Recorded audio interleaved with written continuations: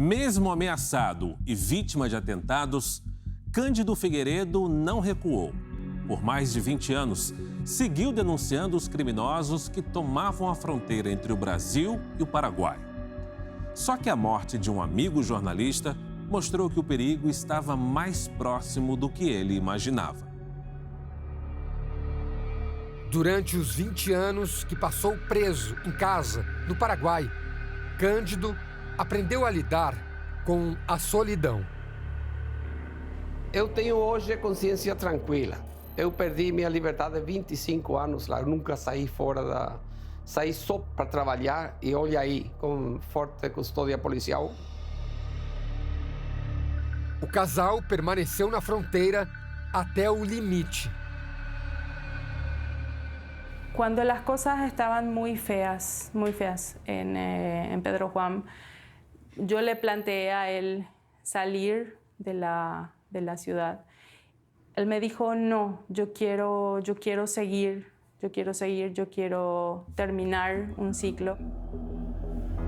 Eles só se mudaram depois que investigadores do GAECO, do Mato Grosso do Sul, recomendaram que Cândido saísse da fronteira. Na época, o jornalista estava prestes a se aposentar. Eu não acho uma derrota, eu acho mais como um ato de sobrevivência. Porque se eu ficasse lá, os narcos não esquecem nunca. 2020 foi um ano extremamente violento na fronteira. Cândido perdeu um dos melhores amigos, executado pelo crime organizado. De repente nós escutamos, né, na frequência policial, o policial estava pedindo apoio na casa do Leo Veras. Urgente, apoio na casa do Leo Veras. E falou o código, né? O código 360. É homicídio. Um membro da GAECO me ligou e falou que eles vão atrás de você. Procuramos o Grupo de Atuação Especial de Combate ao Crime Organizado no Mato Grosso do Sul para falar da violência na região da fronteira. Mas o GAECO não retornou até o fechamento da edição. O brasileiro Leo Veras era fotojornalista na fronteira. Assim como o amigo, vivia escoltado e sob ameaça. Esta é a última entrevista de Leo, concedida 2 semanas antes da morte dele. É um pedido que eles fazem, né? Foi via mensagem de texto, né? No aparelho celular, dizendo que estava a caminho já de ir embora, que alguém ia sofrer um atentado, né? Essas coisas assim, e que era para fechar a boca, né? A third of the world's homicides happening in Latin America. There's places like Mexico, Central America, Colombia, and even Brazil, where journalists are killed with impunity. A really tricky place to be a reporter, basically because there's absence of the state. There's pervasive violence due to the presence of organized crime, criminal networks that have a lot of influence over politics, over the judiciary, and it has become a really dangerous place for journalists to work. Protagonizada por Michael Wood. Aníbal Gomes esteve ao lado de Cândido até o momento em que o jornalista deixou o país. Apesar das ameaças, o radialista segue resistindo. Pedro Juan Caballero lleva la triste estadística de que es la ciudad donde más periodistas ya mataron en la República del Paraguay. No hay otra ciudad que se compare con Pedro Juan. Otros puntos tuvieron un caso esporádico, otros, pero acá no, acá ya son varios los periodistas asesinados por la mafia. Nos Estados Unidos, Cândido e Patrícia reaprenderam o significado da palavra liberdade.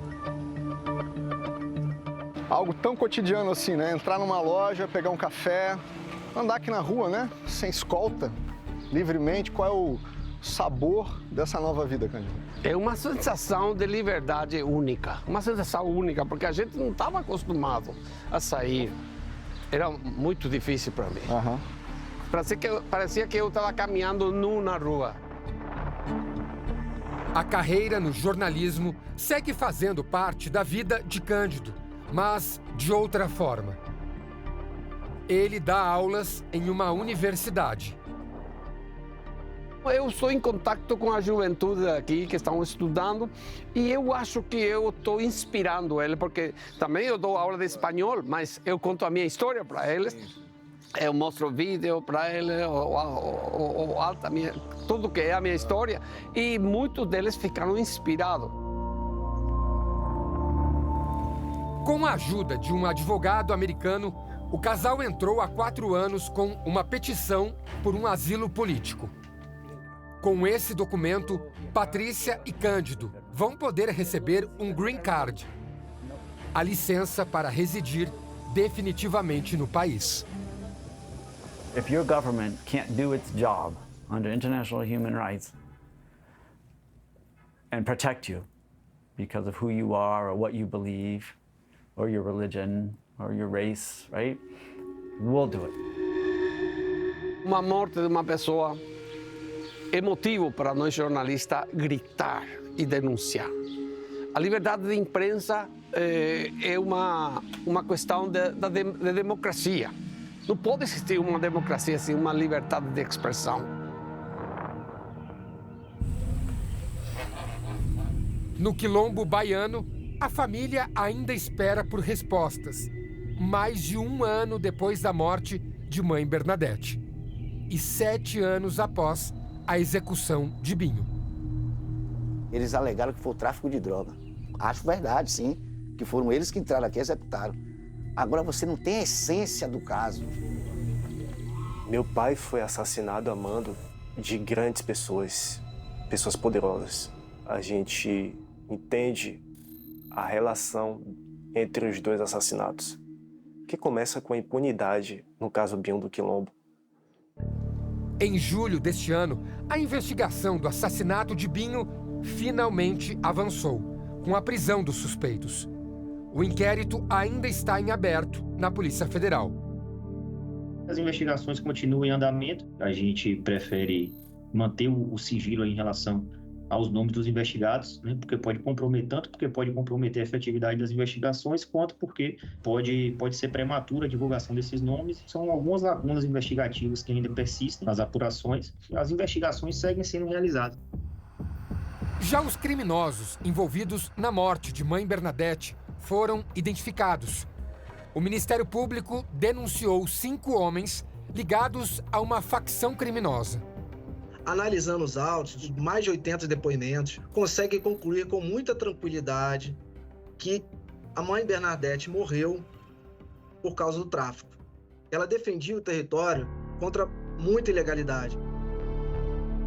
Na minha visão, usaram o tráfico de droga para executar a mãe Bernadette. Um traficante dessa facção criminosa, que também foi denunciado pelo Ministério Público nessa operação, ele construiu um empreendimento, uma barraca. E essa barraca, mãe Bernadette foi pontualmente contra, ali no Quilombo. E disse não só porque seria objeto provavelmente de traficância, mas por questões ambientais.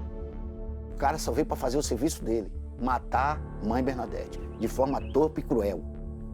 A gente tem um executor preso, a gente tem um executor foragido, e a gente tem 2 mandantes dessa mesma facção criminosa, né? E as evidências dos autos demonstram isso, deram ordem para a morte.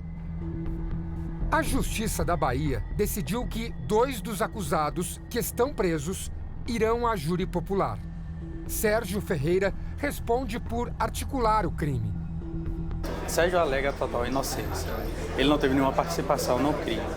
Ele está preso, sem saber ainda o real motivo por ele estar preso. Arielson da Conceição será julgado pela execução de mãe Bernadette. Ele é réu confesso. Ele tinha um desentendimento pessoal e que algo ligava a uma extração de madeira que ocorria naquela localidade. Então, desse desentendimento, ele alega que a vítima estava impedindo que ele frequentasse o local, fosse visitar a mãe.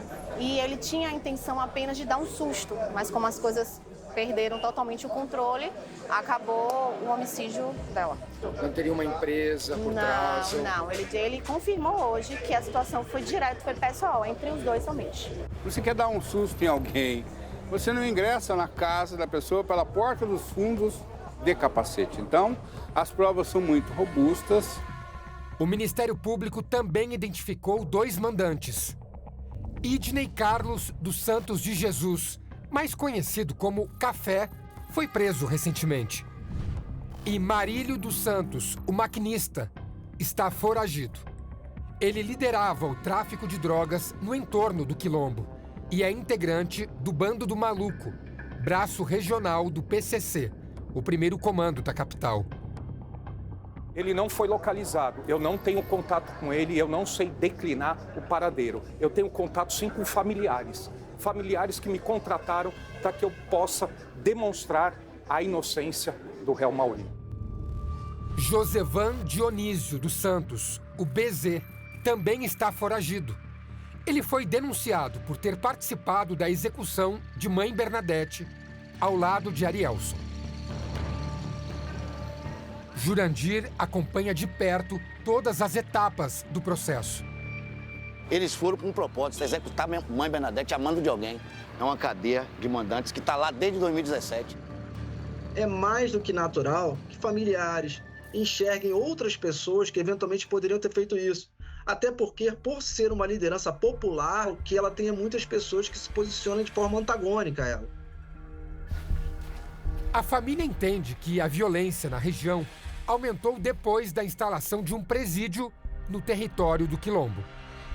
No próximo